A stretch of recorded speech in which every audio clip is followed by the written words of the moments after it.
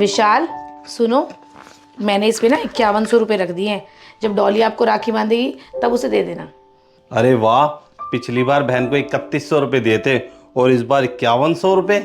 हाँ तो क्या हुआ, एक लौती तो बहन है आपकी, और वैसे भी आपकी बहन कितना अच्छा लेना देना करती है हमारे साथ। अभी डुग्गू का बर्थडे था, 10-12 हज़ार की तो साइकिल लेके आई थी उसके लिए, और जब भी यहाँ आती है ना मेरे लिए कुछ अच्छा सा गिफ्ट लेके आती है। लगता है डॉली आ गई, चलो उसका वेलकम करते हैं जाके। बुआ जी आप? हाँ मैं, लेकिन तुम दोनों मुझे देख के चौंक क्यों रहे हो? नहीं नहीं बुआ जी, ऐसी कोई बात नहीं है, आओ आप अंदर आओ।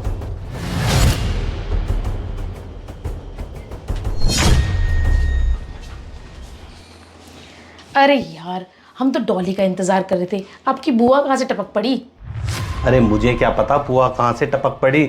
मैंने तो बुआ को कई बार मना करा है कि इतनी दूर से ना मुझे राखी बांधने मत आया करो, फिर भी पता नहीं क्यों आ जाती हैं। हाँ ये तो है विशाल, आपकी बुआ ना वेली है, उन्हें तो बस घूमने फिरने के बहाने चाहिए। अब उनको ये मत बताना कि मैं अपने भाई को राखी बांध के आ चुकी हूँ। आप तो बस अपनी बुआ को ये बोल दो जल्दी से मुझे राखी बांध दो, मुझे प्रीति को लेके उसके भाई के घर जाना है, वो वहाँ पर राखी बांधेगी अपने भाई को, और हम दोनों ना कल ही आएंगे। मुझसे नहीं होती आपकी बुआ की आओ भगत।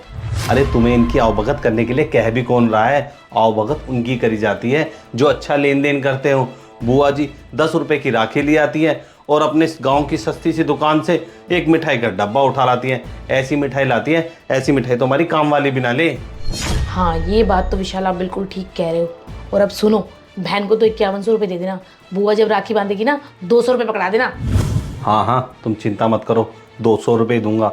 और बुआ जी को ना साफ साफ बोल दूंगा कि इस बार तो आप आ गए हो, अगली बार से राखी बांधने मत आना मुझे। प्यास के मारे गला सूखा जा रहा है, बहू अभी तक पानी नहीं लेके आई। और बुआ जी आने में कोई दिक्कत तो नहीं हुई? बेटा आज राखी के दिन भीड़ भाड़ थोड़ी ज़्यादा हो जाती है, लेकिन मुझे सुबह 8 बजे की बस मिल गई थी। उस बस ने ना मुझे 3 घंटे में यहाँ पहुँचा दिया।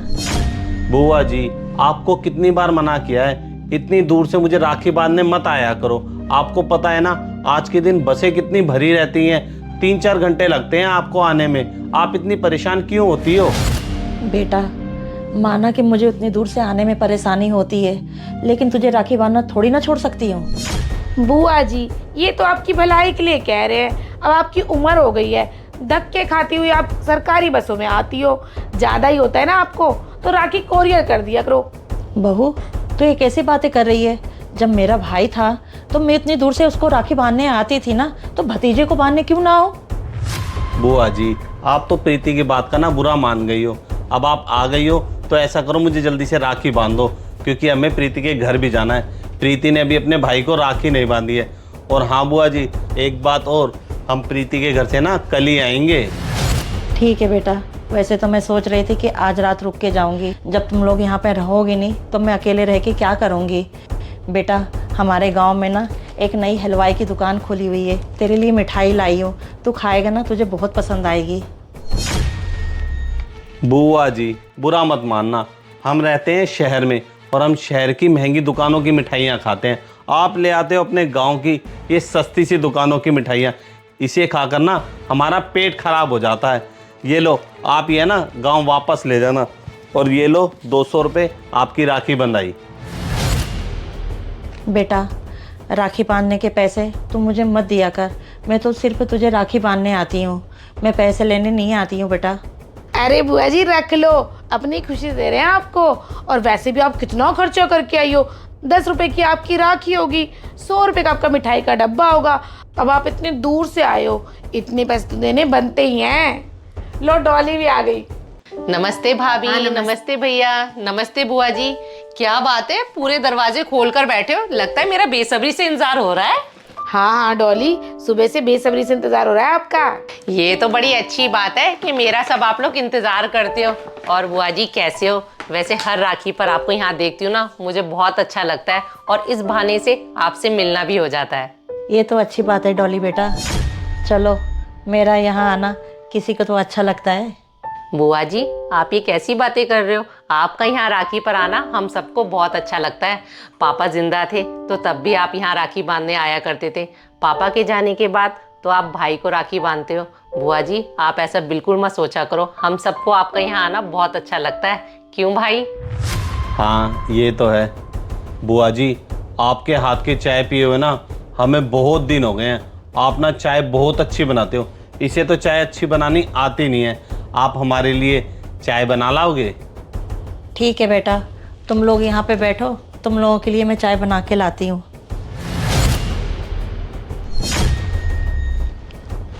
बहन तू क्या कह रही है? बुआ जी का यहाँ आना अच्छा लगता है? हमें ना बुआ जी का यहाँ आना बिल्कुल भी अच्छा नहीं लगता है। चाय बनाने वाला बर्तन कहाँ रखा है? मिल ही नहीं रहा है, जाके बहू से पूछ के आती हूँ। भाई आप बुआ जी के बारे में ऐसे क्यों कह रहे हो? बुआ जी बेचारी इतनी दूर से घंटों घंटों बस में बैठकर आपको राखी बांधने के लिए आती हैं यहाँ पर। अरे आती हैं तो क्यों आती हैं? मैंने कई बार बुआ जी को मना करा है कि रक्षाबंधन पर मुझे राखी बांधने मत आया करो, फिर भी मुंह उठा के चली आती हैं। चल छोड़ इन बातों को, ये ले, ये राखी बंधाई के ना 5100 रुपये तू पहले से ही रख ले। और हाँ, जब बुआ जी के सामने तू मुझे राखी बांधेगी ना तो मैं तुझे 200 रुपये दूंगा, क्योंकि बुआ जी को भी मैंने 200 रुपये दिए राखी बंधवाई के। क्या भाई, आपने बुआ जी को राखी बंधवाई के सिर्फ 200 रुपए दिए हैं और आप मुझे राखी बंधवाई के 5100 रुपए दे रहे हो? भाई ये तो आपकी बहुत गलत बात है। बुआ जी कितनी दूर से आपको राखी बांधने के लिए यहाँ पर आती हैं और बेचारी अपने हिसाब से इतना खर्चा भी करके आती हैं। भाई आपके पास तो भगवान का दिया सब कुछ है, किसी चीज की कमी नहीं है, फिर भी आपने बुआ जी को राखी बंधवाई के सिर्फ 200 रुपए दिए हैं। आपको एक बात बताऊं भाई, बुआ जी यहाँ पर राखी बांधने पता है क्यों आती हैं? क्योंकि आप में बुआ जी को पापा दिखते हैं, इसलिए वो कभी भी आपको राखी बांधना नहीं भूलती हैं और इतनी दूर से आपको राखी बांधने के लिए आती भी हैं। भाई आपने आज ये बहुत गलत किया, मुझ में और बुआ जी में इतना भेदभाव करके मुझे आप राखी बंधवाई के 5100 रुपये दे रहे हो और बुआ जी को सिर्फ 200 रुपये दिए हैं। भाई आप अगर ये बुआ जी को 200 रुपये ना देते तो ही अच्छा था। बेचारी को कितना बुरा लगा होगा कि राखी बंधवाई के उनके भतीजे ने सिर्फ 200 रुपये उनको पकड़ा दिए। भाई तुम लोगों को तो अच्छे से पता है मेरे पास भगवान का दिया सब कुछ है, मुझे आपकी इन पैसों की इतनी जरूरत नहीं है जितनी जरूरत बुआ जी को है। आ जाओ बुआ जी। मैंने तुम लोगों की सारी बातें सुन ली है और मैंने ये भी सुन लिया है मेरा यहाँ राखी पे आना तुम लोगों को बिल्कुल पसंद नहीं है, लेकिन मैं क्या करूँ, मैं भी मजबूर हूँ। मरते समय मेरे भाई ने मेरे से वचन लिया था कि मेरे जाने के बाद मेरे बेटे को राखी जरूर बांधने आना, और मैंने भी अपने मरते भाई को वचन दिया था कि मैं हर साल अपने भतीजे को राखी जरूर बांधने आऊँगी। बस बेटा मैं तेरे से हाथ जोड़ के विनती करती हूँ, तू मुझे राखी बांधने के लिए मना मत किया कर, क्योंकि बेटा जब भी मैं तुझे राखी बांधती हूँ मैं अपनी भाई की झलक तुझ में देखती हूँ बेटा। बुआ जी प्लीज आप आज त्योहार के दिन इस तरीके से मत रो। भाई मुझे सब पता चल गया है आप मुझ में और बुआ जी में क्यों इतना भेदभाव करते हो, क्योंकि बुआ जी रही गरीब इसलिए आप बुआ जी से मिलना जुलना नहीं चाहते हो, और मैं रही अमीर इसीलिए तो आप मुझसे इतना अच्छा लेना देना करते हो। मुझे तो ये समझ नहीं आ रहा कि आप वो दिन कैसे भूल सकते हो जब दादाजी की गांव की जमीन का बंटवारा हुआ था और पापा के हिस्से में ज्यादा कुछ नहीं आया था, तो बुआ जी ने खुद अपने भाई बहन के रिश्ते के लिए अपना हिस्सा पापा को दे दिया था, क्योंकि बुआ जी नहीं चाहती थी कि इन हिस्सों की वजह से भाई बहन का प्यार कम हो। भाई आज आपने बुआ जी के साथ बिल्कुल भी ठीक नहीं किया, मुझे तो आपको भाई कहने में ही शर्म आ रही है।